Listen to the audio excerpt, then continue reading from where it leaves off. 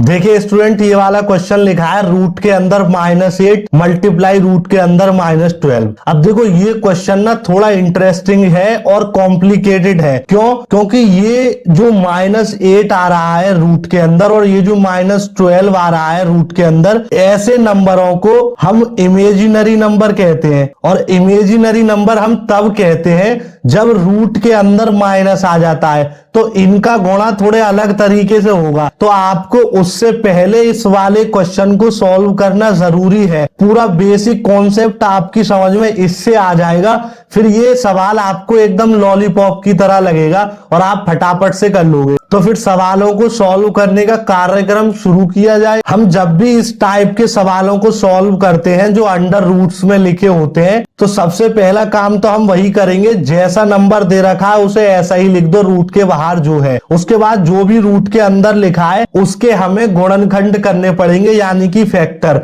जैसे मेरे पास 45 है तो मैं इसके फैक्टर करूंगा, एक कर कर दिखा रहा हूं आपको, फिर हम डायरेक्ट करेंगे। तो इसके फैक्टर करने का मतलब है कि इसको 3 से काटेंगे तो 15 आएगा, फिर 3 से काटेंगे तो 5 आएगा और 5 से काटेंगे तो 1 आएगा। अभी गुणा कर लीजिए, 5 तिया 15, 15 ती 45। तो हम इसको ऐसे लिख सकते हैं 3 × 3 मल्टीप्लाई में 5, कुछ इस तरीके से। प्लस लगाएंगे, 2 को ऐसा ही लिखेंगे। अब 12 के गुणनखंड करेंगे तो 2 × 2 × 3 लिख सकते हैं, क्योंकि 2 दूनी 4 तिया 12, प्लस 3 तो ऐसा ही लिखेंगे।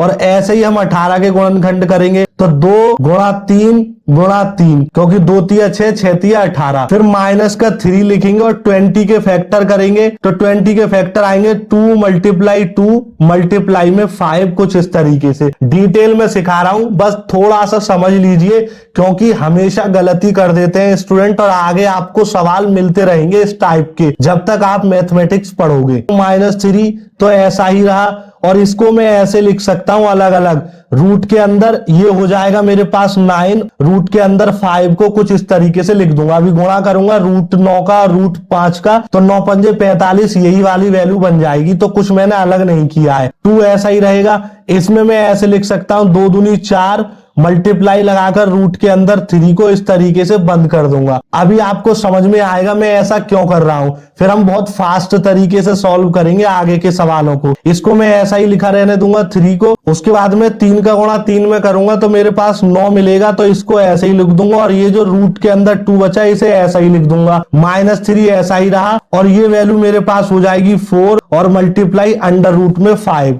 ठीक है स्टूडेंट, अब आपको पता होगा, देखो -3 तो ऐसे ही रहा और रूट के अंदर 9 हमारे पास 3 के बराबर होता है। ये सारी वैल्यू मल्टीप्लीकेशन में चिन्ह लगाओ या मत लगाओ। ऐसा भी हो सकता है कि मल्टीप्लाई के चिन्ह की जगह पर सिर्फ और सिर्फ पॉइंट लगा हो, ये भी मल्टीप्लाई ही होता है। ठीक है स्टूडेंट, और अंडर रूट में 5 हमारे पास ऐसा ही रहा। अब मैं अंडर रूट में 5 ऐसे ही लिख दूं या गुणा लगा दूं, वो सारी चीज बेसिक है, वो आपसे आती होगी। 2 ऐसा ही रहा। अंडर रूट में 4 हमारे पास 2 के बराबर होगा और ये अंडर रूट में 3 ऐसा ही रहा। प्लस लगाऊंगा 3 ऐसा ही रहा, मल्टीप्लाई लगाऊंगा और रूट 9 3 के बराबर होता है। इसका मतलब 9 का वर्गमूल 3 होता है। और अंडर रूट में 2 ऐसा ही रहा, -3 ऐसे ही लगाऊंगा और ये गुणा लगाकर अंडर रूट में 4 2 के बराबर होगा और अंडर रूट 5 ऐसा ही रहेगा। आप देख रहे हैं एक छोटा सा सवाल है एक लाइन का और कितना लंबा होता जा रहा है। इसीलिए मैं आपको इस सवाल को पहले सॉल्व कर कर दिखा रहा हूं। ये वैल्यू हो जाएगी हमारे पास -9 अंडर रूट में 5 ऐसा ही रहा, प्लस 2 दूनी 4 हो जाएगा, अंडर रूट में 3 ऐसा ही रहा, प्लस 3 का गुणा 3 में करेंगे 9 हो जाएगा, अंडर रूट में 2 ऐसा ही रहा, -3 दूनी 6 हो जाएगा, अंडर रूट में 5 ऐसा ही रहा। अब हमें करना क्या है कि सेम अंडर रूट वाली संख्याएं देखनी है। देखो अंडर रूट में 5 यहां है और अंडर रूट में 5 यहां है, तो इस वाली वैल्यू को एक साइड में लिखो। तो मैं ऐसे लिख सकता हूं -9 और मेरे पास ये वैल्यू हो जाएगी -6। ब्रैकेट के अंदर इन्हें लिख दूंगा और इनका मैं √5 कॉमन ले लूंगा। अभी मैं √5 का गुणा इनके अंदर करूंगा तो फिर से यही बन जाएगा। ठीक है स्टूडेंट, प्लस में 4 अंडर रूट 3 ऐसा ही रहा और प्लस में 9 अंडर √2 ऐसा ही रहा। अब मैं इनको जोड़ूंगा, -9 और -6 -15 बनेगा, अंडर रूट में 5 प्लस 4 अंडर रूट में 3 प्लस 9 अंडर रूट में 2। अब देखो ये माइनस पहले आ रहा है तो ये सवाल को थोड़ा बिगाड़ रहा है, तो मैं इसको एक ऑर्डर में अरेंज कर देता हूं। कैसे? सबसे पहले मैं छोटा रूट ले लूंगा यानी कि 9√2, फिर उसके बाद उससे बड़ा रूट ले लूंगा, वो है मेरे पास 4 अंडर रूट में 3, फिर उसके बाद और बड़ा रूट ले लूंगा तो -15 अंडर रूट में 5। तो हमारे इस सवाल का आंसर ये निकल कर आएगा। तो इतना सा सवाल था, इतना करने के बाद ये आंसर इस सवाल का निकल कर आया है। तब आपकी समझ में बेसिक आ चुका होगा कि रूट का गुणा कैसे कर रहे हैं, कॉमन कैसे ले रहे हैं और फैक्टर कैसे कर रहे हैं। अब हम इस वाले क्वेश्चन को सॉल्व करते हैं जिसकी वजह से आपने वीडियो पर क्लिक किया है। ठीक है, अब ये क्वेश्चन नंबर 2 है। रूट के अंदर -8 मल्टीप्लाई रूट के अंदर -12, इनका गुणा करना है। एक और बात, या तो ऐसे लिख दो गुणा लगाकर या फिर ऐसे लिख दो पॉइंट लगाकर, दोनों का मतलब सेम है, कंफ्यूज आपको नहीं होना है। तो जब हम इसका गुणा करेंगे तो गुणा करने से पहले मैंने आपको बताया था कि इसके फैक्टर करने हैं, तो 8 के फैक्टर करेंगे तो 2 मल्टीप्लाई 2 मल्टीप्लाई 2 3 टाइम मिलेगा। उसके बाद में मैं क्या कर रहा हूं कि यहाँ माइनस है तो मल्टीप्लाई लगाकर -1 कर दे रहा हूं। अब आप ध्यान से देखिए ये वैल्यू -8 के बराबर मिलेगी, 2 दूनी 4 दूनी 8 और 8 का गुणा -1 में करेंगे तो -8 मिलेगा। ठीक है स्टूडेंट, फिर लगाऊंगा गुणा और उसके बाद फिर से ऐसे ही करूंगा, 12 के गुणनखंड करूंगा, 2 गुणा 2 गुणा 3 गुणा -1। कैसे?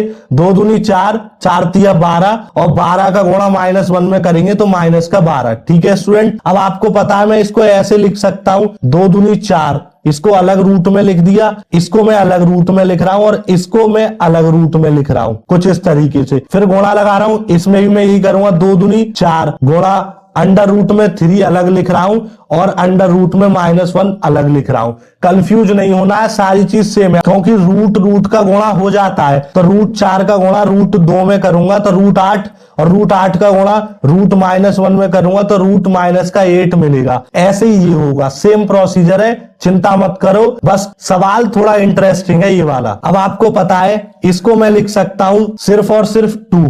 ठीक है स्टूडेंट, √2 मेरे पास ऐसा ही रहेगा। अब कहानी यहां आ गई कि √-1 की जगह क्या लिखूं, तो मैं आपको याद दिलाना चाहता हूं, जब आप क्लास 11th में थे तब आपने एक पार्ट पढ़ा होगा जिसका नाम था कॉम्प्लेक्स नंबर। कॉम्प्लेक्स नंबर को हिंदी में कहते थे सम्मिश्र संख्याएं, और सम्मिश्र संख्याओं का दूसरा नाम होता था काल्पनिक संख्याएं। और काल्पनिक संख्याओं को मैंने आपको अभी बताया था कि इमेजिनरी नंबर कहते हैं। इन संख्याओं का मतलब है कि ऐसी संख्या जो होती तो है पर दिखाई नहीं देती। ठीक है, तो वो सारी डिटेल आपने पढ़ी होगी, तो वहीं पर आपने ये जरूर पढ़ा होगा कि जब भी रूट के अंदर -1 आ जाता है तो उसकी वैल्यू को हम आई ले लेते हैं। ये सारी बातें वैज्ञानिक प्रूव कर चले गए मैथमेटिक्स के। तो हमें बस इतना करना था कि रूट के अंदर अगर -1 आ जाता है तो हम वहां आई ले लेंगे, और अगर आपको -1 की वैल्यू निकालनी है तो इस रूट को इधर पहुंचाएंगे तो ये स्क्वायर में बदल जाएगा। तो यहां से 2 वैल्यू मिल गई कि आई की वैल्यू होती है रूट के अंदर -1 और आई स्क्वायर की वैल्यू होती है -1। सिर्फ और सिर्फ यही हम यहां रखेंगे। तो यहाँ रूट के अंदर -1 मिला है तो मैं आई रख सकता हूं, तो मैं √2 के बाहर आई को रखूंगा। फिर गुणा लगाऊंगा, ये वाला √4 2 के बराबर होगा, √3 ऐसा ही रहेगा और रूट के अंदर -1 मेरा हो जाएगा आई के बराबर। अब आप ध्यान से देखिए, अब रूट का अलग गुणा होगा, संख्याओं का अलग गुणा होगा। ध्यान रखना ये वाली बात, रूट का अलग गुणा होगा और जो संख्याएं हैं उनका अलग गुणा होगा। तो 2 का गुणा 2 में करेंगे तो 4 मिलेगा, और √2 का गुणा √3 से करेंगे तो √6 मिलेगा, और आई का गुणा आई से करेंगे तो आई स्क्वायर मिलेगा। अब इसको सॉल्व करेंगे तो 4√6 ऐसा ही रहा, और आई स्क्वायर की वैल्यू क्या दे रखी है स्टूडेंट? -1 मैंने यहां लिख रखी है, आप ध्यान से देखिए।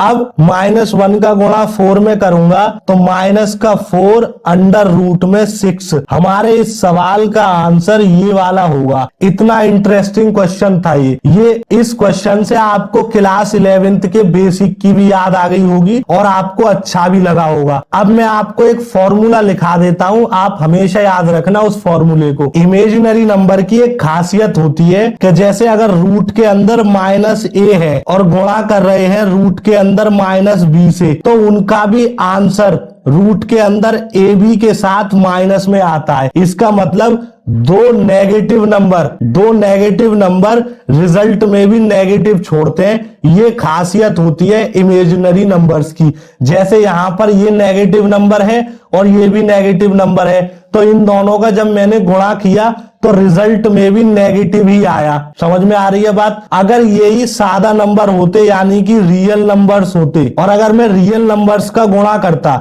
जैसे -8 और गुणा करता मैं -12 में, तो मेरे पास आंसर आता प्लस का 12 × 8 = 96। तो प्लस के 96 को प्लस का 96 लिख दो या ऐसे ही लिख दो।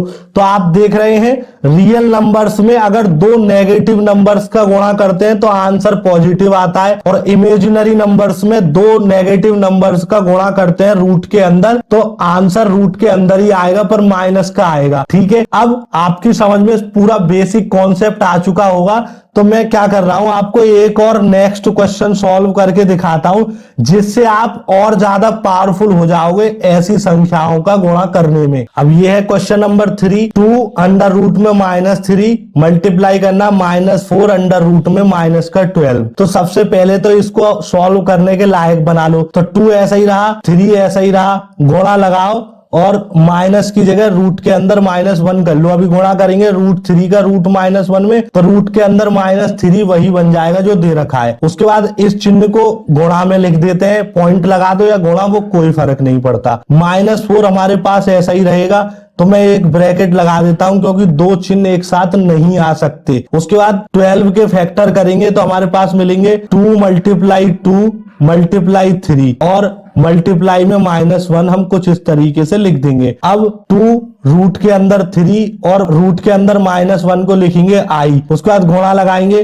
-4 हमारे पास ऐसा ही रहेगा। उसके बाद में देखो ये वैल्यू हो जाएगी रूट के अंदर 4 मल्टीप्लाई रूट के अंदर 3 मल्टीप्लाई रूट के अंदर -1। सबको मैंने रूट के अंदर लिखा है अलग अलग। ये वैल्यू ऐसे ही रहेगी रूट के अंदर 3 आयोटा, मल्टीप्लाई लगाएंगे ये वैल्यू हो जाएगी -4, यहाँ गुणा लगाएंगे √4 की जगह हो जाएगा 2, उसके बाद में √3 और रूट के अंदर -1 हो जाएगा आयोटा के बराबर। अब इसको और फर्दर आगे सॉल्व करेंगे तो 2 रूट के अंदर 3 आयोटा बाहर, गुणा लगाएंगे -4 का गुणा 2 में करेंगे तो -8 मिलेगा, और रूट के अंदर 3 और i, या तो इसे आप i कह लो या फिर इसे आयोटा भी कहते हैं। ठीक है, तो आपको कंफ्यूज नहीं होना है। आप जानते हैं आयोटा के साथ जो भी संख्या दे रखी होती है उसका आयोटा के साथ गुणा करते हैं और सिंगल नंबर का सिंगल नंबर के साथ करते हैं। 2 का गुणा 8 में करेंगे तो 8 दूनी मिलेगा हमें 16 माइनस का, और √3 का √3 से करेंगे तो वैल्यू मिलेगी रूट के अंदर 9, और i का i से करेंगे तो आयोटा का स्क्वायर।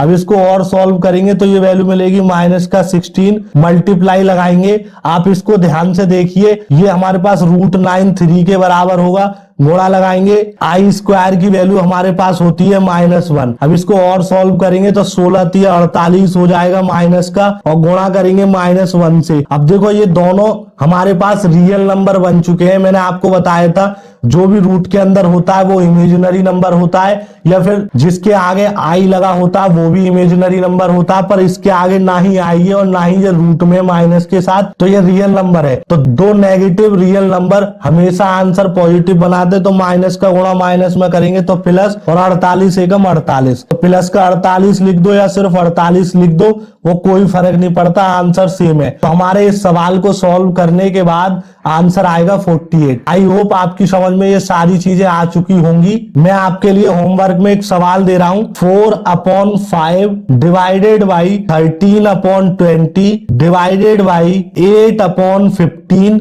और ये सारी की सारी वैल्यू अंडर रूट के अंदर है। तो इसका क्या आंसर आएगा वो आप मुझे कमेंट बॉक्स में जरूर बताएं। और अगर आपसे ये सवाल सॉल्व नहीं होता तो नेक्स्ट वीडियो में मैं आपको इसी सवाल का सॉल्यूशन प्रोवाइड करूंगा। और इस वीडियो के बारे में अपनी राय हमें कमेंट बॉक्स में जरूर बताएं। धन्यवाद।